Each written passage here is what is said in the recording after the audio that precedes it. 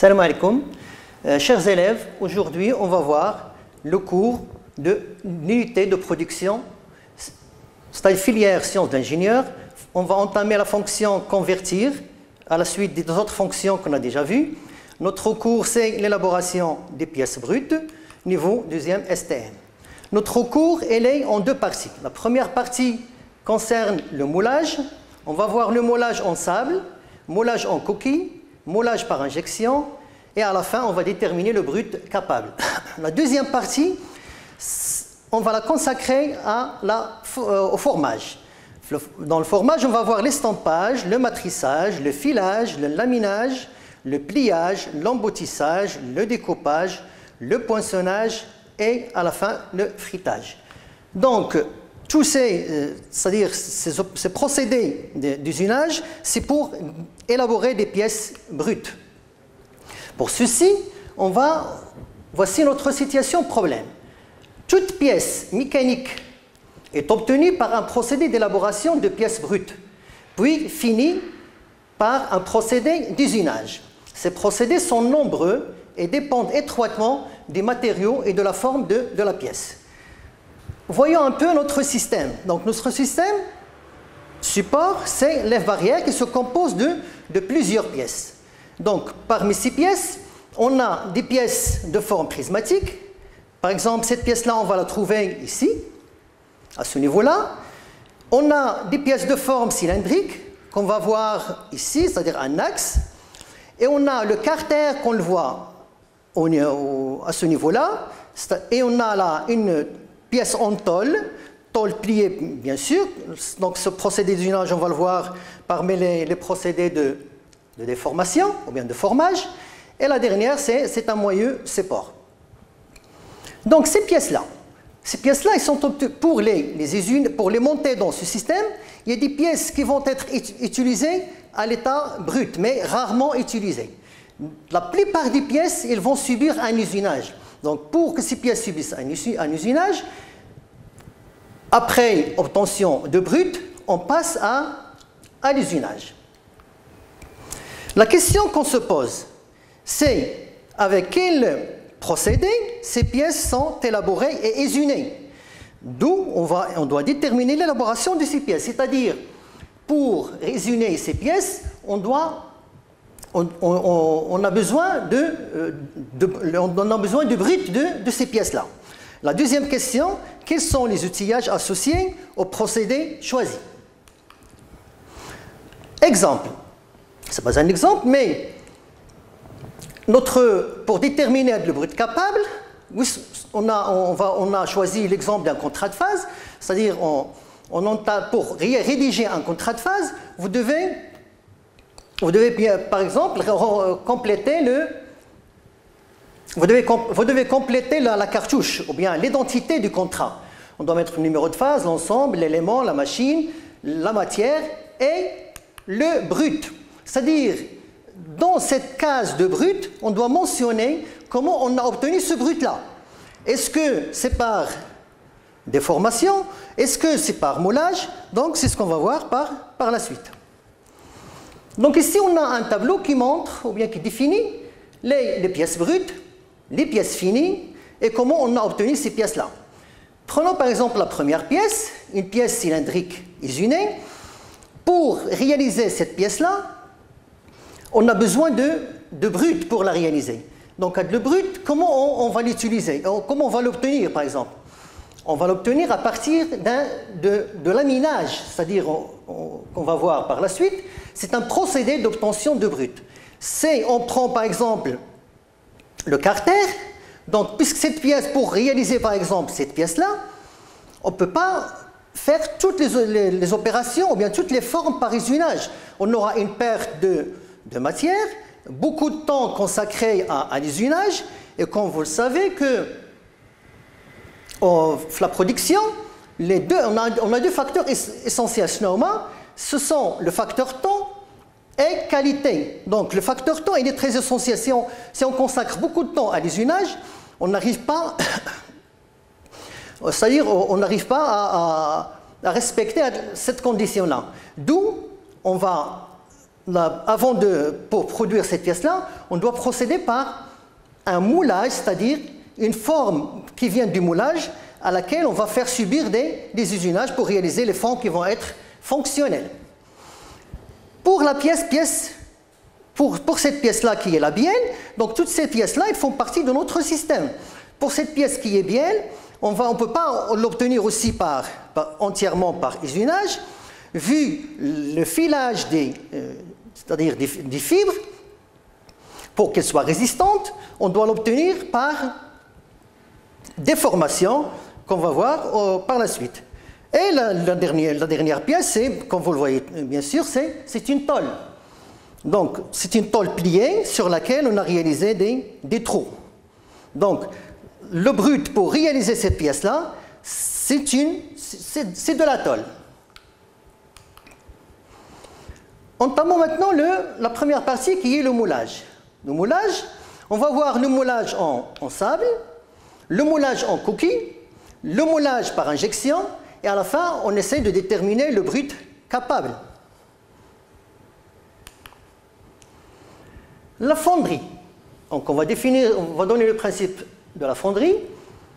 La fonderie consiste à verser le matériau en fusion dans un moule comportant l'empreinte de la pièce à obtenir. Cette technique nécessite la fabrication d'un moule. Le procédé de la fonderie. Le procédé de la fonderie, comme vous le voyez ici sur cette image-là, en principe, on a un moule, c'est-à-dire un moule où on a fait l'empreinte, on a réalisé l'empreinte de la pièce désirée dans le moule. Donc on a ici l'empreinte, on va prendre par exemple la pièce finie, elle est là. On doit réaliser un modèle qu'on va voir par la suite qui aura la même forme que la pièce désirée, ou bien la pièce finie.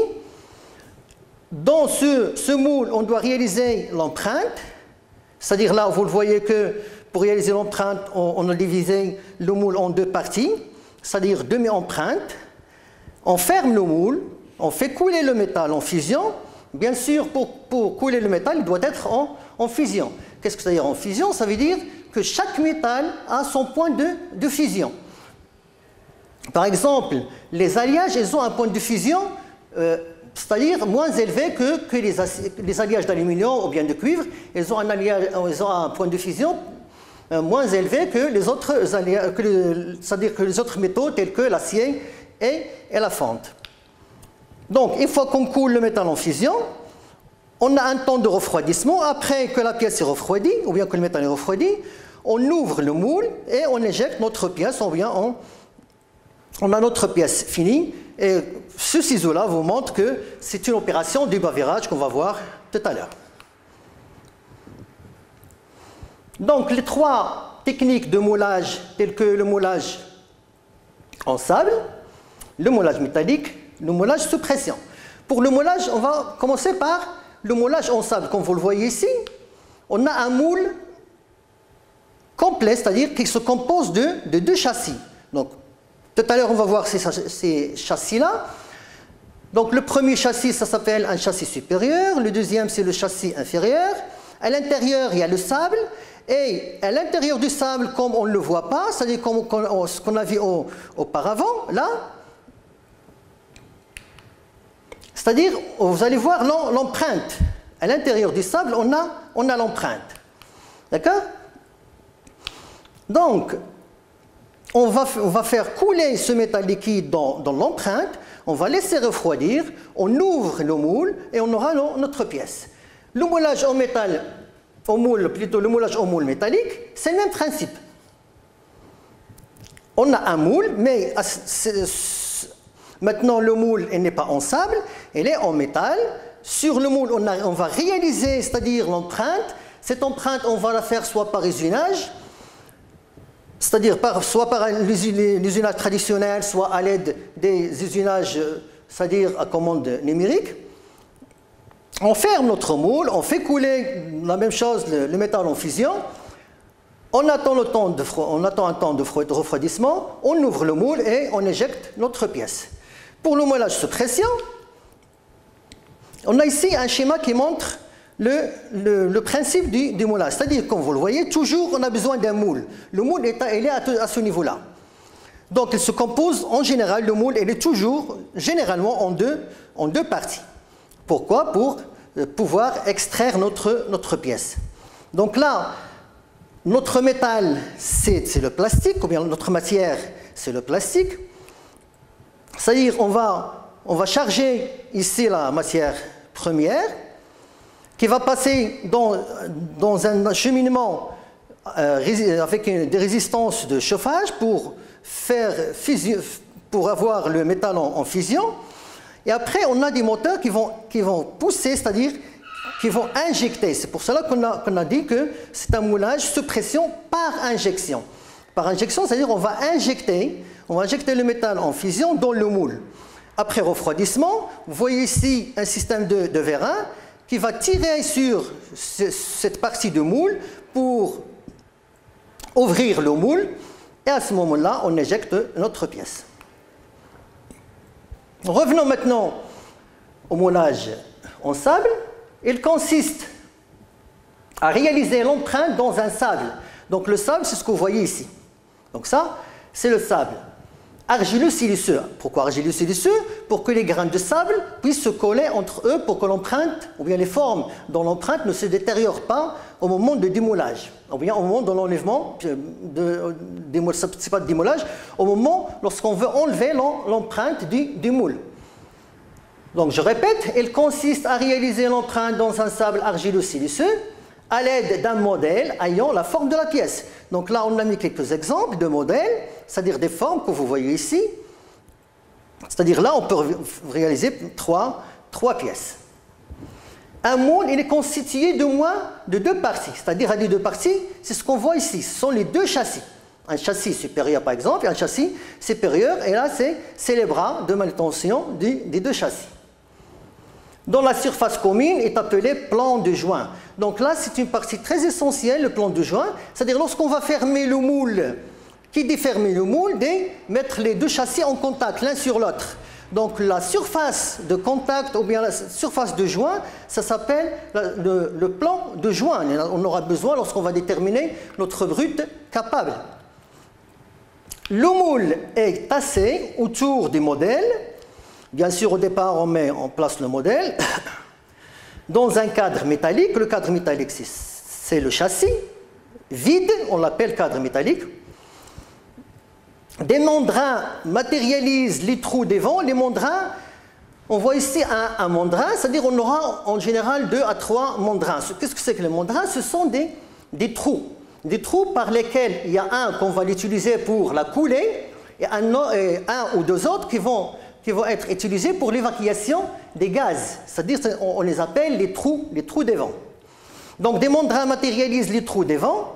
Évacuation des gaz durant la coulée, c'est-à-dire pendant la coulée, il faut que ces gaz se dégagent, sinon notre moule il va se détériorer. Le modèle est réalisé généralement soit en bois, soit en plastique, soit en plâtre, soit en métal carrément.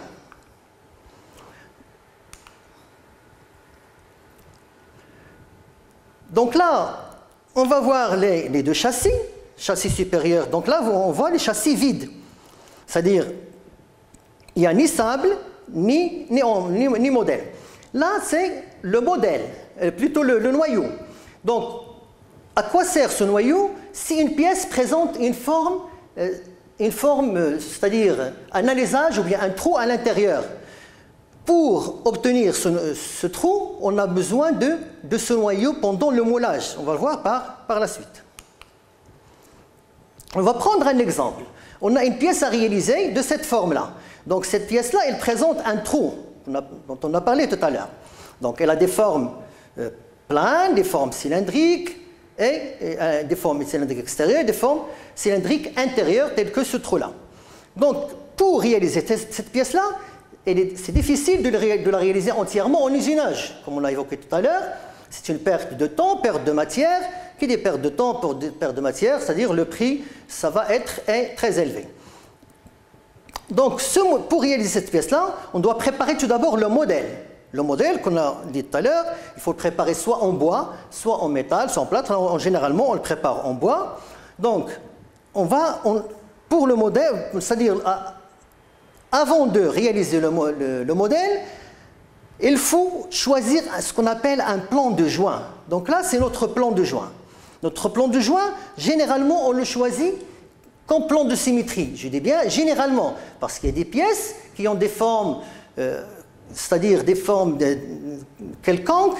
Au moment du démoulage, ces formes, les pièces risquent de détériorer l'empreinte. Il vaut mieux ne pas le choisir dans l'axe de symétrie. Donc, puisqu'on a choisi le plan de joint dans l'axe de symétrie, là, on a le demi-modèle, c'est-à-dire, lorsqu'on a réalisé notre modèle, on va le diviser en deux parties qui vont être symétriques, comme vous le voyez là. Ici, c'est la première partie, et là, c'est le modèle en entier, c'est-à-dire notre plan de joint, il va être ici. Comment on va procéder pour réaliser notre moulage? Tout d'abord, on va placer le châssis, que vous voyez ici avec les hachures, on va le placer sur le marbre. On va placer là le premier demi-modèle, le plan de joint vers le bas, c'est-à-dire au-dessus du marbre.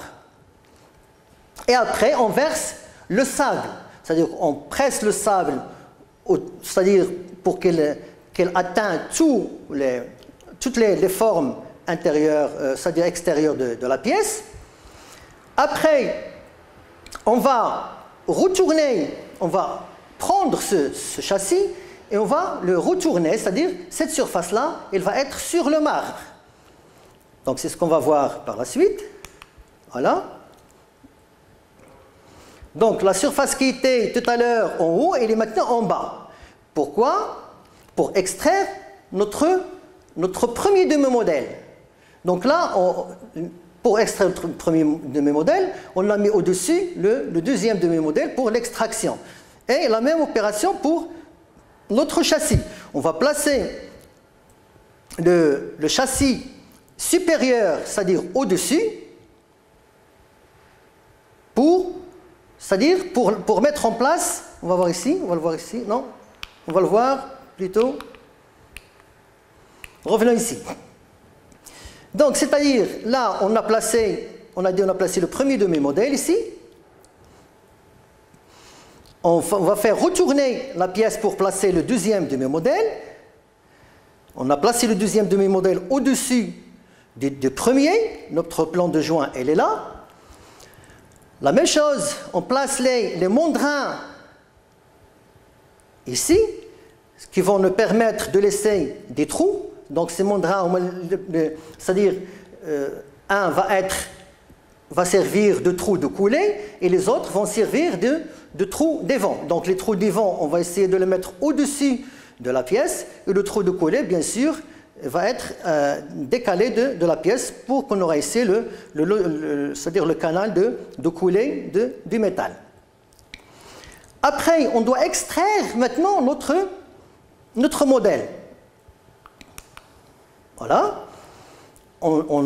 C'est-à-dire on sépare les deux châssis, on extrait notre pièce et on aura notre forme comme ceci. Bien sûr, après avoir placé, c'est-à-dire avant de fermer le deuxième moule, une fois qu'on a enlevé la pièce, avant de mettre le deuxième moule, on doit placer le noyau. Là, ce que vous voyez en rouge, ce sont les portées de noyau qu'on a vues tout à l'heure. C'est-à-dire, ce sont des parties qui supportent le noyau. On va voir ceci plus en détail dans un autre exemple.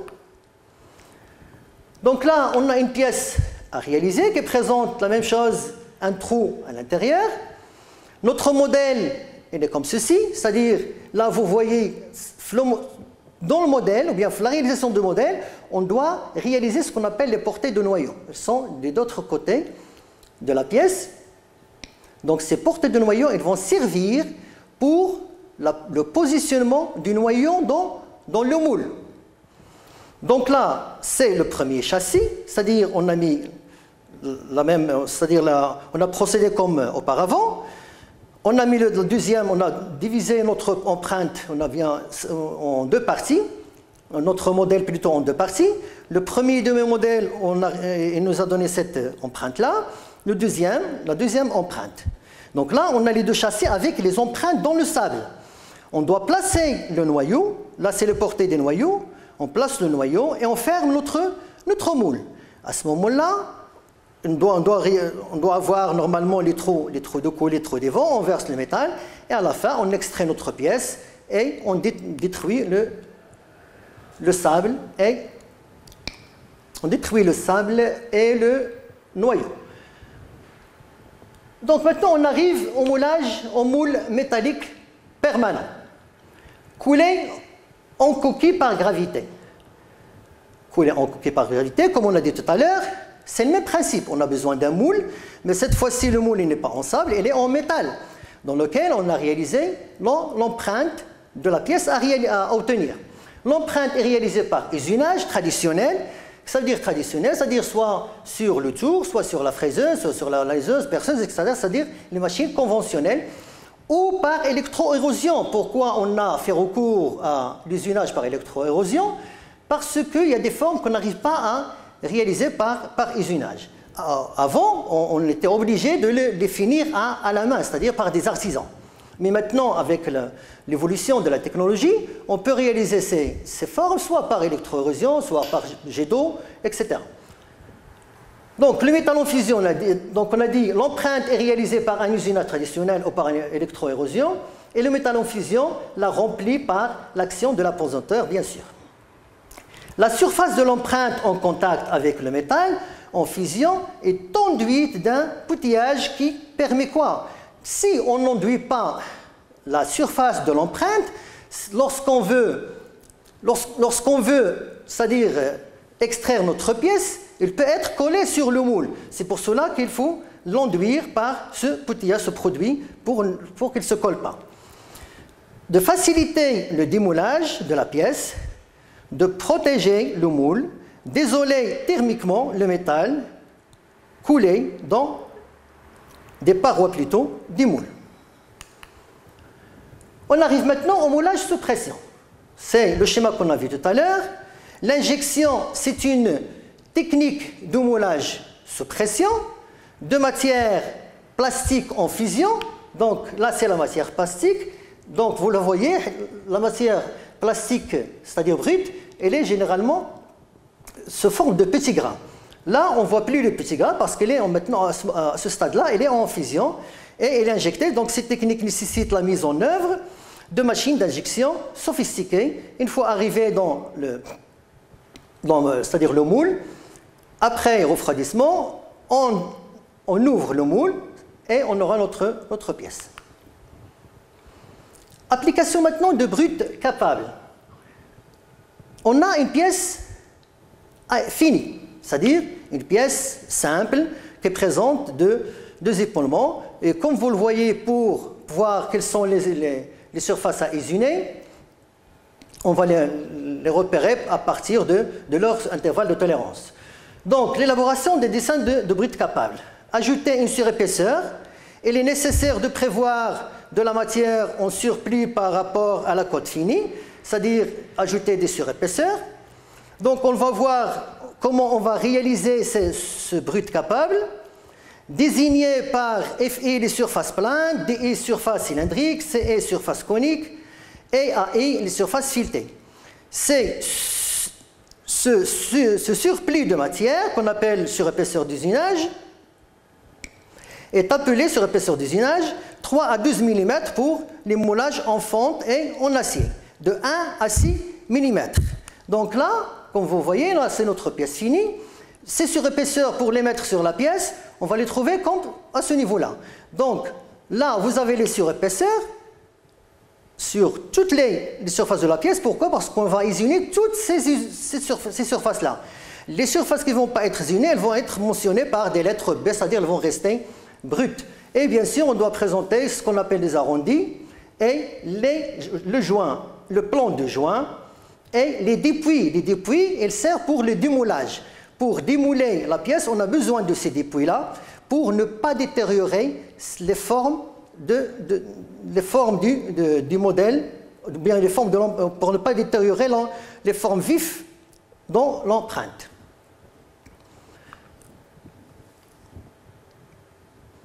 Donc, si on revient ici, donc on a dit prévoir une dépouille, inclinaison des parois verticales par rapport au sens de démoulage. Elles permettent de faciliter l'extraction du modèle au moulage sur son sable ou de la pièce au moulage en coquille. Le sens de démoulage est défini par le plan de joint.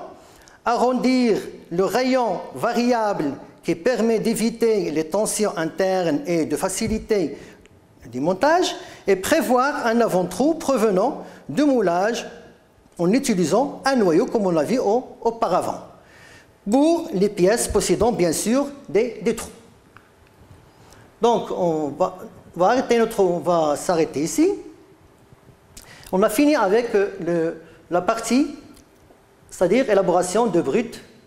On a vu les différentes obtentions de brut, surtout par moulage.